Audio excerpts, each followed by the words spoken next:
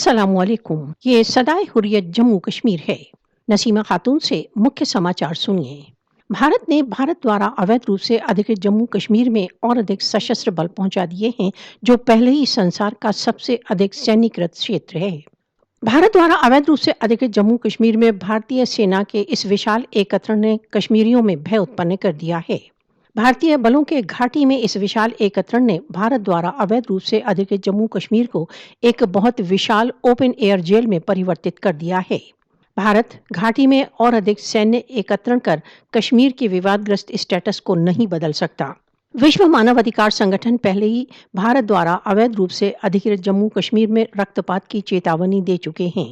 भारतीय सेना सन 1989 से भारत द्वारा अवैध रूप से अधिकृत जम्मू कश्मीर में न जाने कितना रक्तपात कर चुकी है।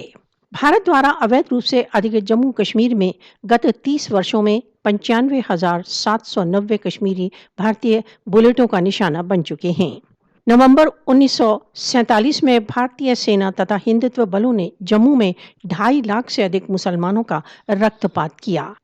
भारत कश्मीरियों का रक्तपात कर भारत द्वारा अवैध रूप से अधिकृत जम्मू कश्मीर की जनसंख्यात्मक स्थिति को बदलने का प्रयत्न कर रहा है।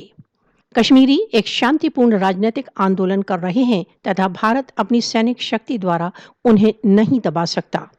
मोदी के नेतृत्व की भारतीय सरकार भारत द्वारा अवैध रूप से अधिकृत जम्मू कश्मीर में और अधिक सेना इकट्ठी कर कश्मीर की विवादग्रस्त स्थिति को नहीं बदल सकती।